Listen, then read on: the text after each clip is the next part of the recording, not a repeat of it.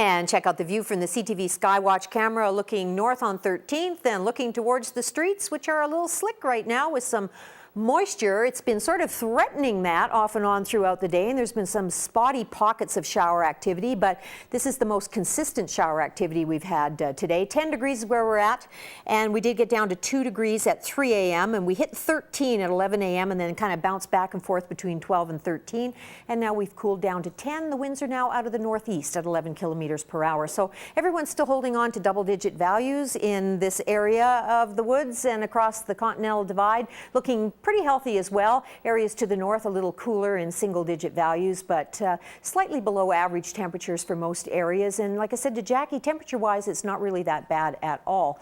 But you know, we are going to be seeing some moisture, and that's for sure. And one area that's in the warning criteria right now, the only area in our viewing area, is the Elk Valley right now, looking at another 10 to 15 millimeters of rain overnight tonight and into the early morning hours tomorrow. And you know, if you've been watching the news, they certainly do not need that. What we're getting is still a flow pattern out of the northwestern United States and the BC coast, just pushing that precipitation up and across the mountains. We've got mixed precipitation, as you do in the higher elevations, and then on this side we're seeing it becoming a little more organized in the overnight hours tonight.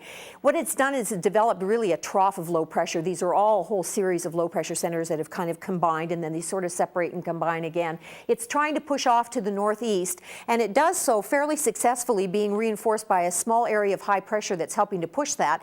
But the high pressure breaks down and this sort of recedes back over the area late in the day tomorrow. So tomorrow morning we get a bit of a break, cloudy skies, maybe the odd ray of sunshine, but as the day progresses tomorrow, we'll start to see that collapse of this area of low pressure, series of low pressure centers moving down over our region again, and we're back into showers, but it won't be with us for very long. But right now you can see it is far flung, this precipitation, and there are some pockets of heavier precipitation in the darker green values. So that's what we're looking at right now, but the forecaster is indicating to us that we will be seeing some breaks. Right now we are looking at that higher concentration, but it's the Elk Valley area that's really does not need that precipitation in the form of 10 to 15 more millimeters of rain.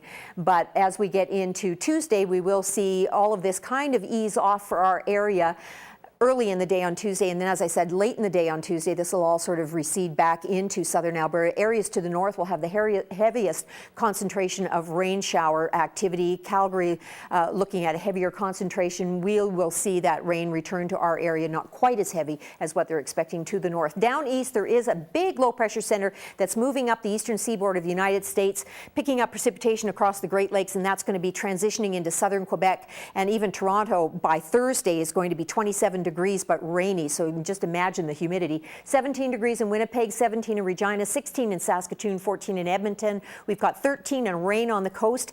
Up north in Whitehorse, we've got snow, some rain, some shower activity, and some sunshine. And for Yellowknife, 3 or 4 days of just total sunshine, so good for them. East Kootenay looking at that chance of shower, thunder shower activity tonight, 5 degrees for a low, and then tomorrow, sun and cloud mix to start the day and showers redeveloping as the day moves on.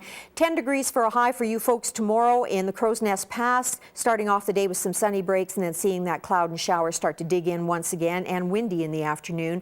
For Medicine Hat, 15 for a high tomorrow with cloudy skies and some scattered showers, windy in the afternoon as well for you. And here in Lethbridge, we're looking at a low of 6, a high of 13 degrees tomorrow. Expecting the odd sunny break in the morning. As I said, we get a little bit of a break before that all starts to collapse back down again into southern Alberta and give us more showers later on in the afternoon and into the evening hours. And it looks like Wednesday fairly cloudy, but don't rule out the possibility of a shower just with that leftover instability. And then things start to warm up a little bit. Not bad temperature-wise. There is a chance of a shower as we get into Saturday, but you know, we could be in the deep freeze, and we have been, as record temperatures show, that we have had some cool ones, especially these overnight lows that are in the bottom area of your graphic screen there.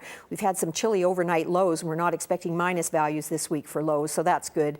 And that's our record temperatures for this week. So I think as long as we get some sunshine and, you know, we need a little bit of rain, makes everything green, we'll be good. That's it for me. Have a good evening, everyone.